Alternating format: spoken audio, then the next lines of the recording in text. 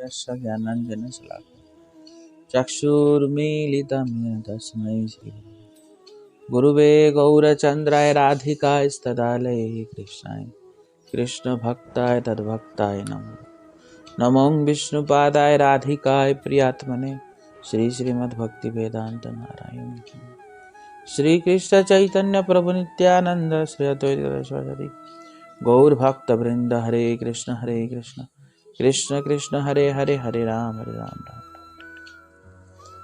मैं सर्वप्रथम अपने गुरुपाद पद्मों परम आराध्य मित्रीला प्रविष्टम विष्णुपाद अष्टोत्तर शत श्री श्रीमद्भक्ति वेदांत नारायण गोस्वामी महाराज जी चरण तथा राधा विनोद बिहारी चरण करता हूँ। कोई एक टाइम पे आना चाहिए ना, नहीं?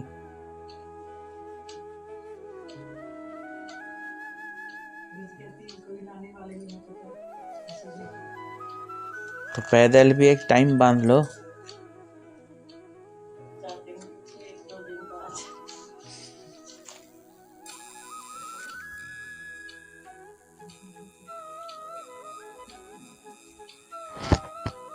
कल हम लोग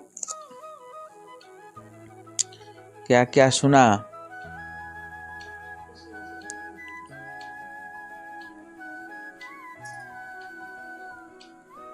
कुसुम सरोवर की कथा।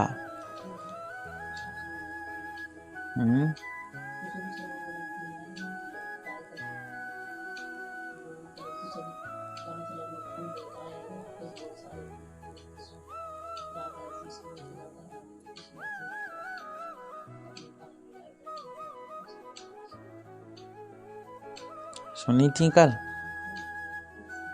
रोज सुनते हैं?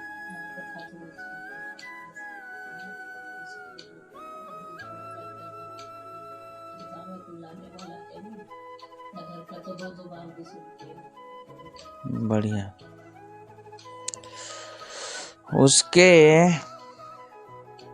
बोलते हैं यहाँ पे भरतपुर के महाराजा जवाहर सिंह ने 1767 में दिल्ली का खजाना लूटकर उस धन से कुसुम सरोवर में सुंदर सोपानों सहित पक्के घाट बनवाए थे। पहले वो कच्चा था,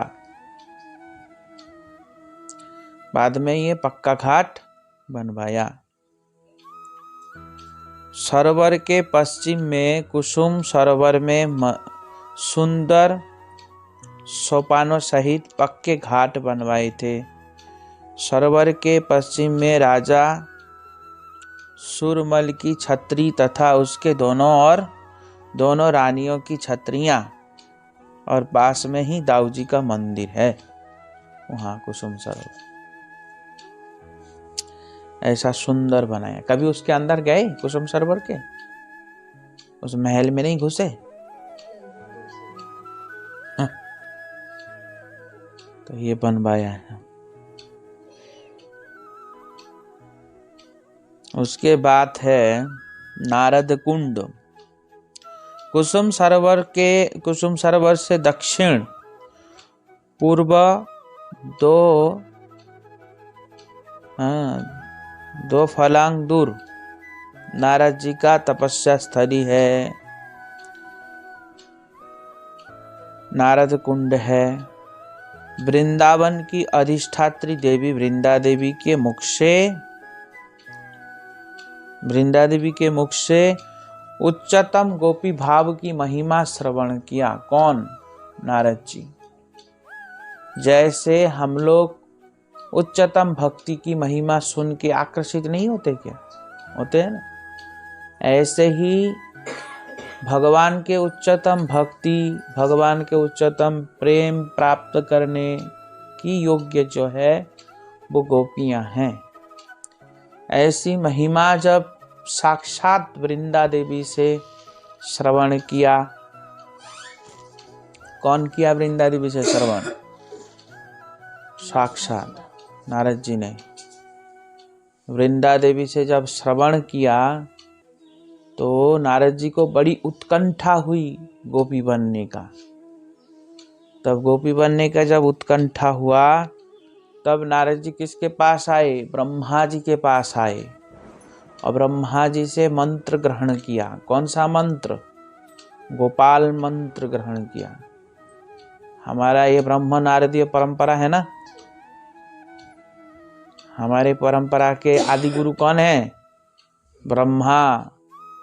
नारद जी भी आदि गुरु है हमारे परंपरा के। ब्रह्मा के बाद नारद है ना गुरु परंपरा के। तो उनसे नारद जी क्या मंत्र प्राप्त किया? गोपाल मंत्र। केवल पहले एक मंत्र होता था, पहले यही गोपाल मंत्र ही दिया जाता था, ज्यादा कोई मंत्र नहीं दिया जाता था। गोपाल मंत्र ज्यादा से ज्यादा, ब्रह्म गायत्री ज्यादा से ज्यादा वो काम गायत्री, इसके बाद और कोई मंत्र नहीं देते थे। बाकी जो मंत्र है ये सब अब देने लगे। समझ में आया? पहले इन्हीं मंत्रों से ही काम हो जाता था। अब तो इतना सारा मंत्र जपते हैं तब भी काम नहीं होता। नहीं समझा? तब भी काम नहीं होता। क्यों नहीं होता? क्योंकि श्रद्धा की कमी है, इसलिए नहीं होता। श्रद्धा का कमी ना हो, केवल महामंत्र से ही सब काम हो जाता है, एक मंत्र से। बस श्रद्धा की कमी है इसलिए नहीं होता। इसलिए पहले केवल गोपाल मंत्र प्राप्त किया। कौन? नारद जी। और गोपियों के अनुगत्य में राग मार्ग के साधन भजन करना प्रारंभ कर दिया। बहुत युगों तक आराधना के पश्चात योगमाया पूर्णिवासी देवी ने नारद जी को कुसुम सरोवर के स्थान कुसुम सरोवर में स्नान कराया, जिसके साथ ही साथ उन्हें गोपी देह की प्राप्ति हो गई। योगमाया ने क्या किया? बहुत साल तक तो नारद जी ने वहां तपस्या किया, और तपस्या करने के बाद योगमाया प्रकट होकर के उनको कहाँ स्नान कराया? कुसुम सरोवर में स्नान कराया। और कराते ही नारद जी क्या बन गए? गोपी। और गोपी जब बन गया तो उनको एकादश भाव प्रदान किया। कौन? योगमाया जी। बताया नहीं अभी? कौन किया? योगमाया करके उनको एकादश भाव प्रदान किया। एकादश भाव में उनका सेवा, उनका स्वरूप, उनका वसन, उनका कपड़ा सब प्रदान किया नारद जी।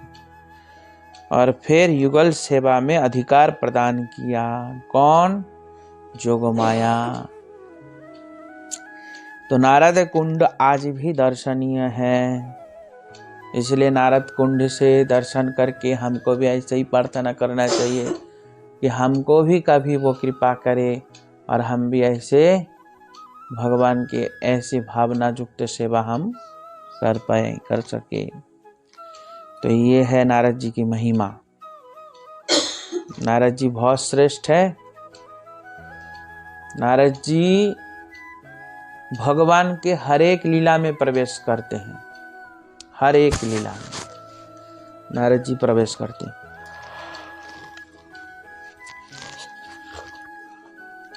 और कोई प्रवेश नहीं कर पाते हैं। तो नारद कुंड से 1.5 मील दूर पूर्व मथुरा के राजमार्ग के पास ही यह गांव स्थित है। पालेई गांव है। यमुना कभी किसी समय यहाँ बहती थी। अभी भी मिट्टी खोदने पर यहाँ से बालू निकलता है। कहाँ से? ये पालेई गांव में बालू निकलता है। भगवान कृष्ण गोचारण के समय यहाँ खेलते थे। गोचारण करके सखाओं के साथ यहाँ खेलते थे और सखियों के साथ भी भगवान नाना प्रकार के लीला विलास यहाँ करते थे। अष्टछाप के कवि कुंभन दास जी का यहाँ निवास स्थल था।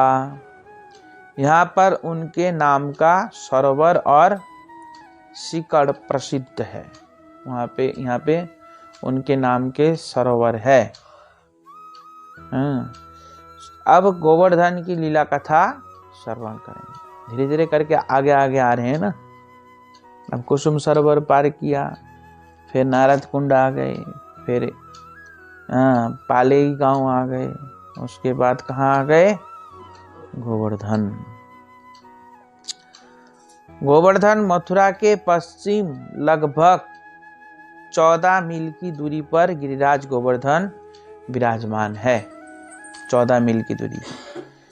श्री कृष्ण ने इस विशाल गिरिराज जी को अपने बाएं हाथ की कनिष्ठ उंगली पर 7 दिनों तक धारण कर ब्रजवासी की इंद्र की वर्षा से कुपित से रक्षा किया था। श्री कृष्ण के नित्य अप्राकृत गोलोक वृंदावन धाम में राधा कृष्ण युगल की सेवा के लिए विविध प्रकार के निभृत कुंजों और कंदरा और निर्मल सरोवर तथा नाना प्रकार के युगल विलास के लिए गैरिक धातु आदि के द्वारा भौम ब्रज में भी गिरिराज जी का अवतारण किया है। उस जगत में तो है ही है, गिरिराज जी का अवतारण इस जगत में भी भौम वृंदावन में भी कराया। किस लिए? क्योंकि जिस समय कृष्ण ने राधा रानी को कहा कि हम भौम वृंदावन में जाना चाहते, मतलब भूमि में जाना चाहते हैं, मृत्यु लोक में जाना चाहते हैं, तो राधा रानी कहती हैं कि ना यत्र यमुना नदी ना तत्र गिरिराज। जहाँ यमुना नहीं है, जहाँ गिरिराज नहीं है, जहाँ वृंदावन नहीं है, मेरा मन वहाँ नहीं रम सकता, इसलिए मैं नहीं जाती, ऐसा कहा। तो उसके बाद कृष्ण ने समस्त वृंदावन, गिरिराज, ये सब इस भौम वृंदावन में प्रकट किया। इस भौम वृंदावन में प्रकट किया।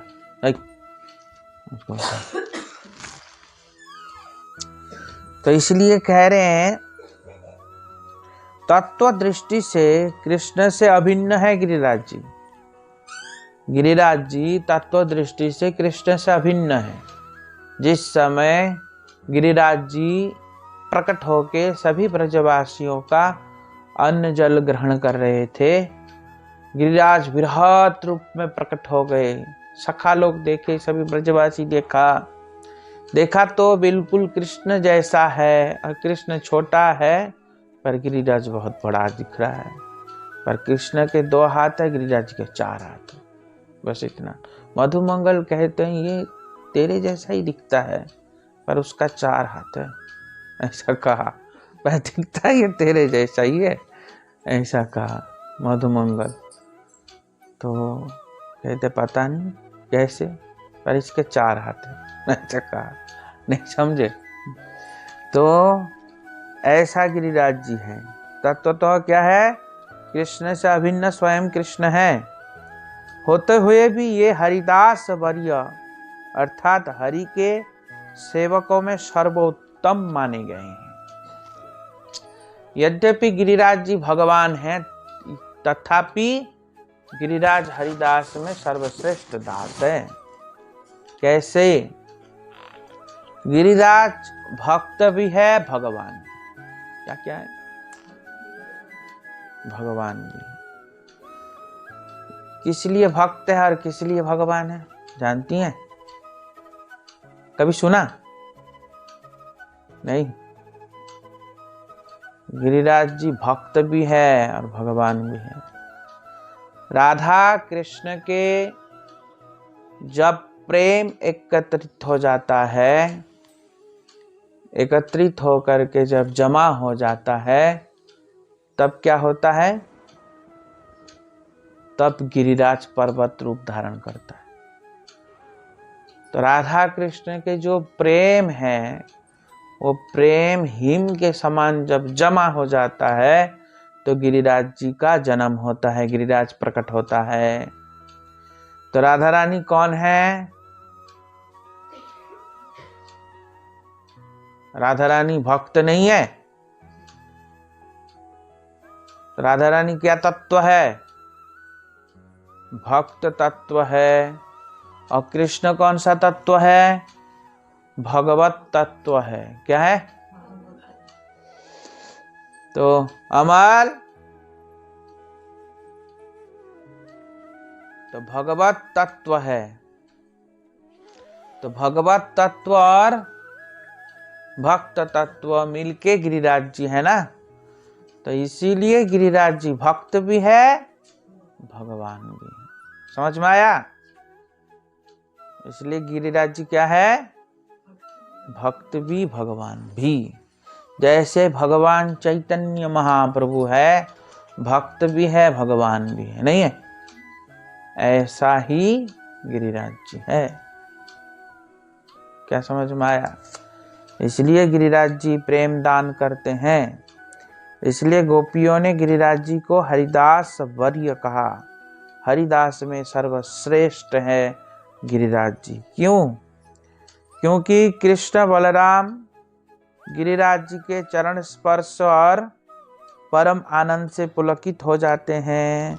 गिरिराज जी कृष्ण बलराम के चरण कमल के स्पर्श से परम आनंदित पुलकित हो जाते हैं।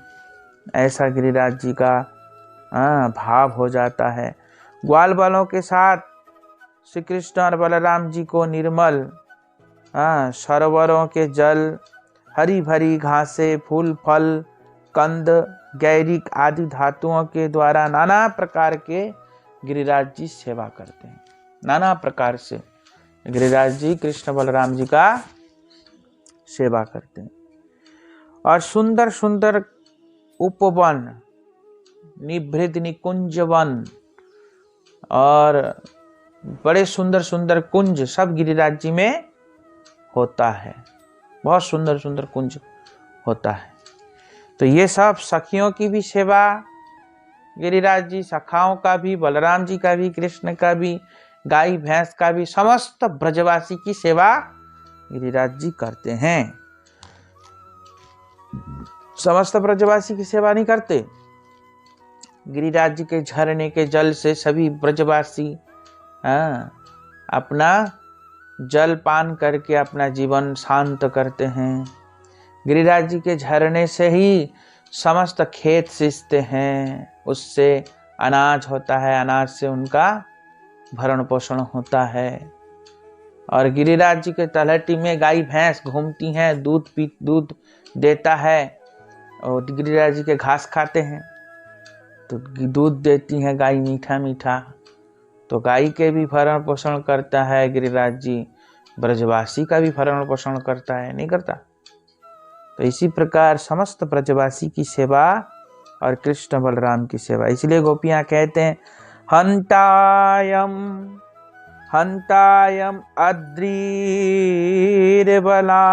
हरिदास वर्यो यद राम कृष्ण चरण स्पर्श प्रमोद मानम तनोति सह गो गणेश तयोर्यत पानीय सूय वयस स्कंदर कंदमूले। स्कंदर कंदमूले ही ये श्लोक याद करना चाहिए।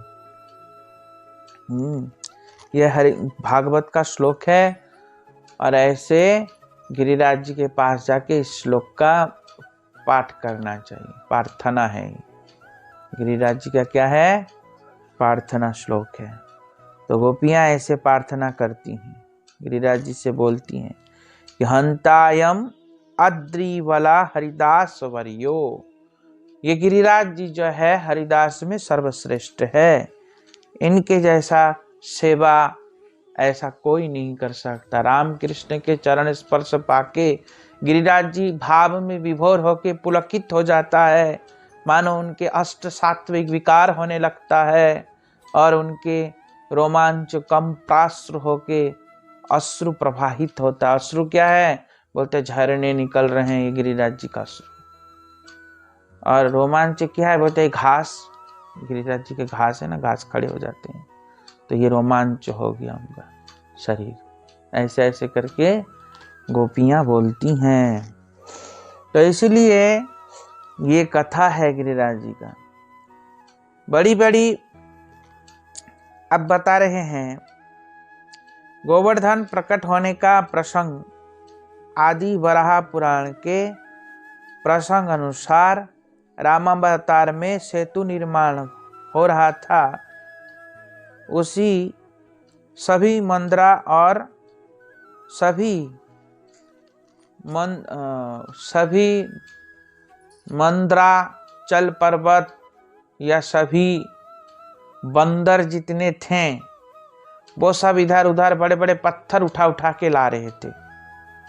बड़े बड़े पत्थर, पर्वत, पहाड़ उठा उठा के ला रहे थे। और ला के किस लिए ला रहे थे? सेतु बांधेंगे, बड़े बड़े पत्थर। हाँ, तो बंदर और भालू जहां तहां से जो पत्थर मिले, जो पहाड़ मिले, वो उठा उठा के ऐसे ला रहे थे उसमें डालने के लिए। किसमें? सेतु बनाने के लिए। तो बड़ी बड़ी पत्थर शिलाएं ला रहे थे। हनुमान जी भी रामचंद्र जी की आज्ञा से आज्ञा पाकर उत्तरांचल में गोवर्धन को उखाड़ कर ला रहे थे। उत्तरांचल से गोवर्धन को उखाड़ के हनुमान जी ऐसे ला रहे थे। और लाते लाते आकाशवाणी हुई और आकाशवाणी ने कहा अब लाने की जरूरत नहीं, पुल हो गया, निर्माण हो गया, पुल में पत्थर पूरा हो गया, पत्थर की जरूरत नहीं, ऐसा कहा। तो हनुमान जी बड़े दुखी हो गए और बोलते इसको यहीं फेंक दो। कहा? उधर रख दो। तो कहा ब्रज में आके वहीं जहाँ गिरिराज जी हैं वहीं हनुमान जी ने रख दिया। और रख के जैसे हाथ जोड़ा, गिरिराज जी बहुत दुखी हो गए।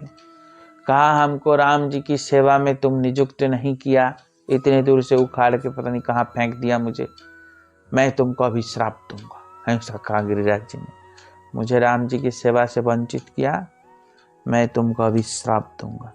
तो हनुमान जी कहते रुको रुको, दुखी मत हो, ऐसे श्राप मत दो हमको, हम तुमको वरदान देते हैं। क्या वरदान किया? हम बता रहे हैं कि किसी समय द्वापर में राधा कृष्ण यहाँ लीला करेंगे और तुम्हारे कंदरा में खेलेंगे, तुम्हारे कंदरा में रहेंगे, तुम्हारे कंदराओं में वो तुमको अंग स्पर्श करेंगे, तुम्हारे गिरिराज लेके खड़े होके संपूर्ण ब्रजवासी की रक्षा करेंगे। ये सब जी हनुमान जी कहा, वरदान दिया गिरिराज जी को।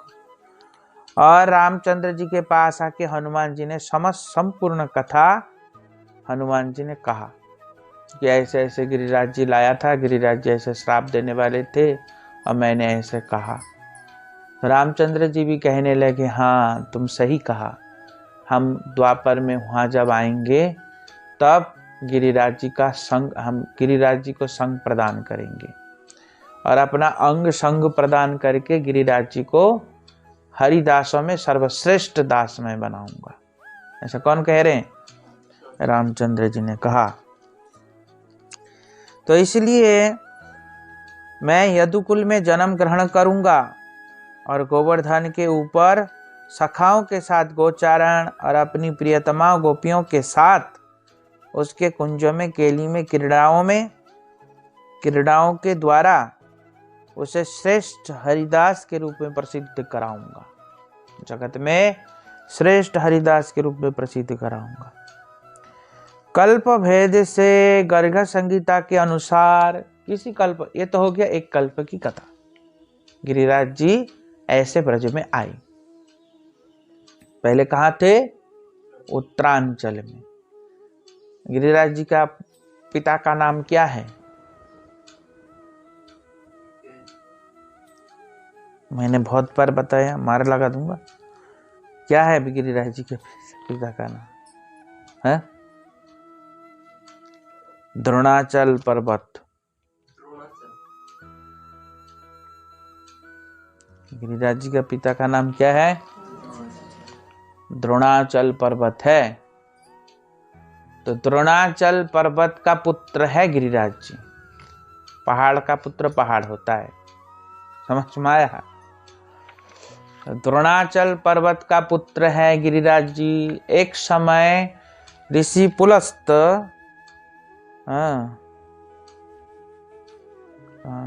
पुलस्त ऋषि, पुलस्त ऋषि था ना? हाँ, एक समय ऋषि पुलस्त द्रोणाचल में आए थे काशी से। कहाँ से? काशी से। काशी में रहते थे ऋषि पुलस्त। और द्रोणाचल में आए। द्रोणाचल की बहुत सेवा किया, बहुत सेवा किया। किसका? महात्मा का, पुलस्त ऋषि का। द्रोणाचल के सेवा से प्रसन्न बहुत हुए। पर जब गिरिराज जी को देखा, उनके मन में बहुत लालच हो गया। गिरिराज जी के सुंदर हरा भरा पेड़ पर्वत को देख के, उद्यानों को देख के एकदम लालच हो गया। इतना सुंदर है, झरने भी निकल रहे हैं, बहुत सुंदर। उन्होंने सोचा कि काशी में ऐसा कोई बढ़िया दिव्य स्थान है ही नहीं, तो हम इसको ले जाते, हम इसके सान्निध्य में भजन करेंगे, ऐसा भावना। तब ऋषि पुलस्त ने दक्षिणा स्वरूप गिरिराज जी को मांगा और अपने पुत्र को देख ऐसे बहुत दुखी हो गया द्रोणाचल। और दुखी होके कहा, पर साधु सन्यासी मांगा है तो मना भी नहीं कर सकते। अभिश्राप के डर से गिरिराज जी को बोला।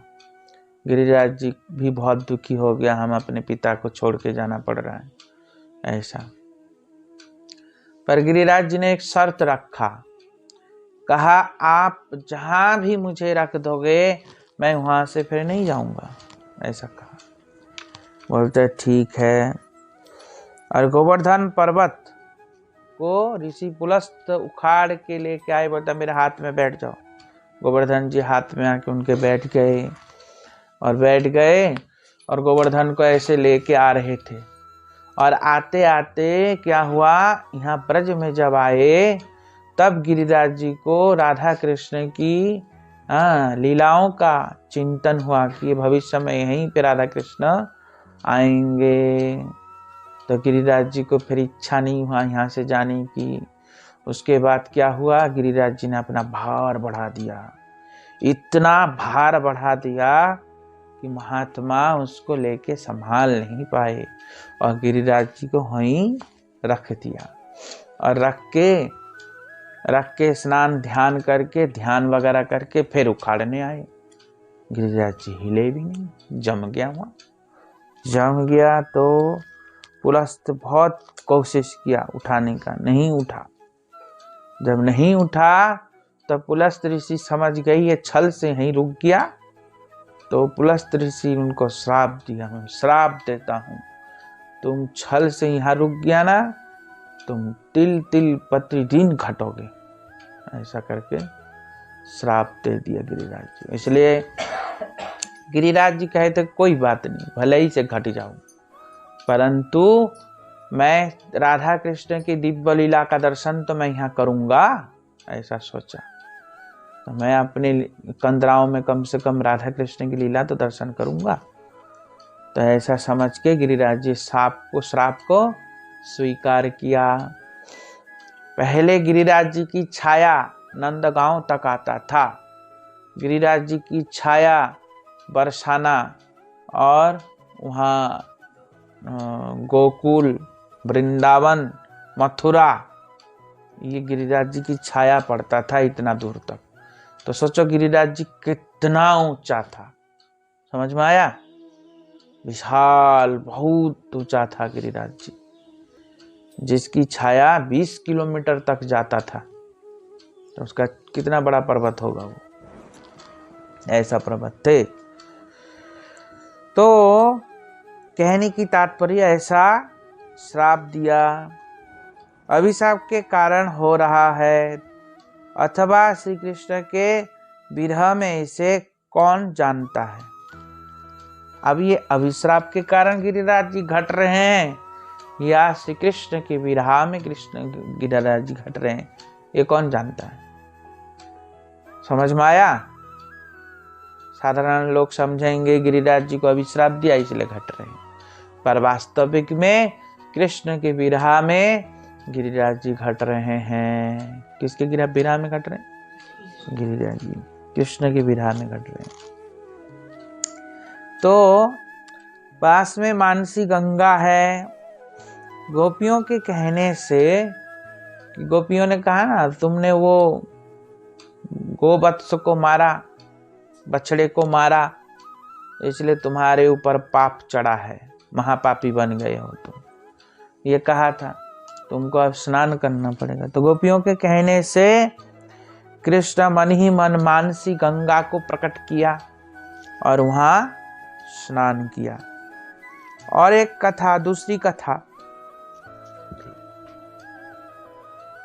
कथा के अनुसार एक समय नंद महाराज समस्त ब्रजवासी गंगा स्नान करने के लिए सोच रहे थे, कार्तिक में गंगा स्नान करने जाएंगे हम।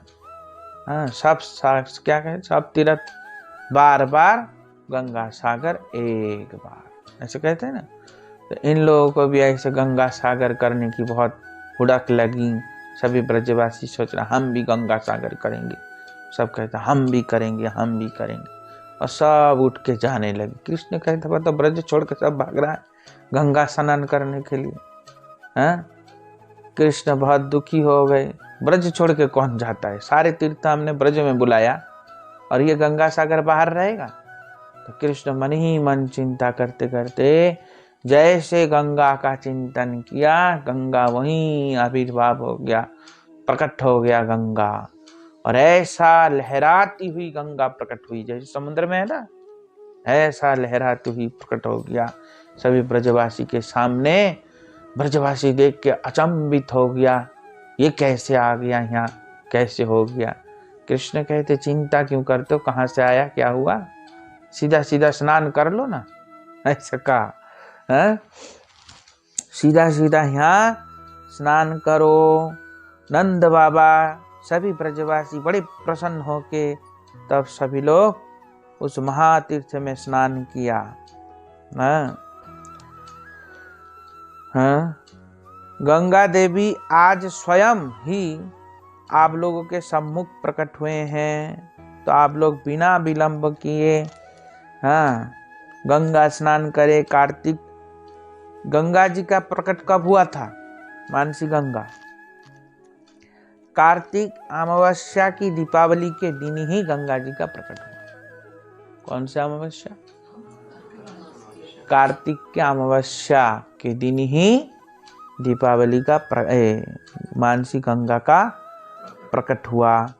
इसलिए श्रद्धालु लोग दीपावली के दिन, लाखों श्रद्धालु यहाँ क्या करते हैं, स्नान करके दीपक का दान करते हैं। हमारे मंदिर में हुआ अमावस्या के दिन सभी भक्त लोग जाके दीप दान करते हैं।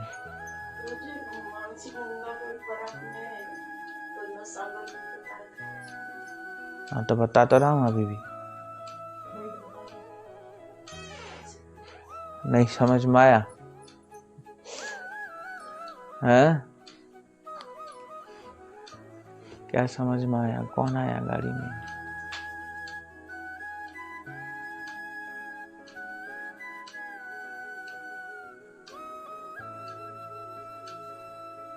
तो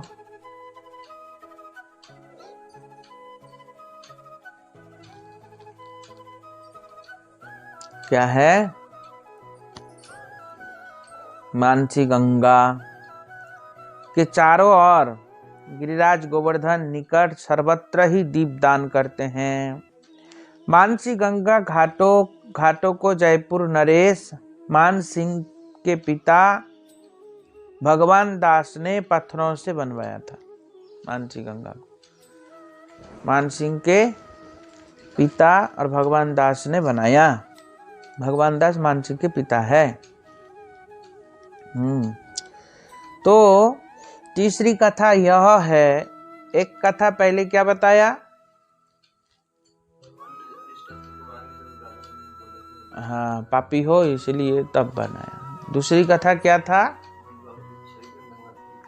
हाँ, अब ये तीसरी कथा बता रहे हैं, ऐसे ध्यान रखना।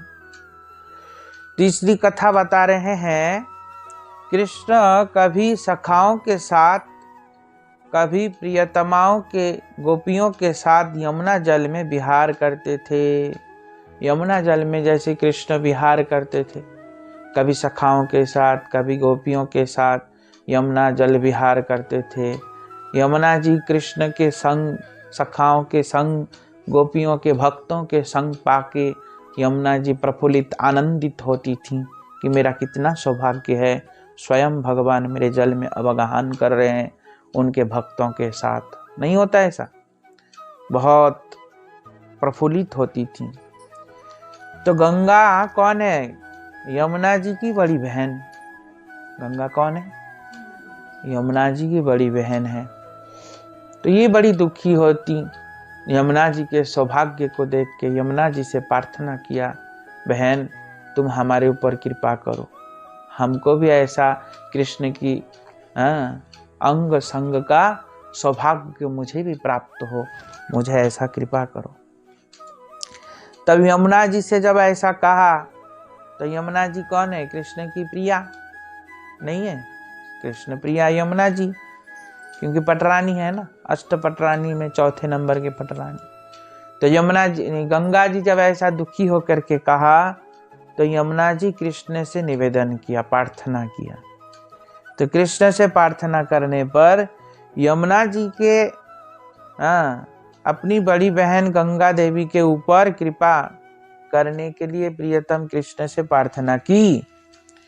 श्री कृष्ण ने प्रिया यमुना देवी की प्रार्थना सुनकर उचित समय आने पर गंगा जी को ब्रज में प्रकट किया। और ब्रज में जब प्रकट हुए गंगा जी, तब उस गंगा जल में भगवान जल क्रीड़ा किया। मानसी गंगा में जल विहार, नौका विहार और सखाओं के साथ जल विहार कृष्ण किया। तो इसलिए उस अंग संग को प्राप्त करके गंगा जी भी परम प्रफुल्लित और आनंदित हो गईं। इसलिए दीपावली के दिन अमावस्या में लोग गंगा स्नान करके वहाँ और हरिदेव का दर्शन करके दीपदान करते हैं। ठीक है ना? ये सब कथा वहाँ हुई थी। तो इसलिए आज की कथा यहीं तक। वांछा कल्पतरुभ्यश्च कृपा सिन्धुभ्यो पतितानां पावनेभ्यो वैष्णवेभ्यो नमो नमः।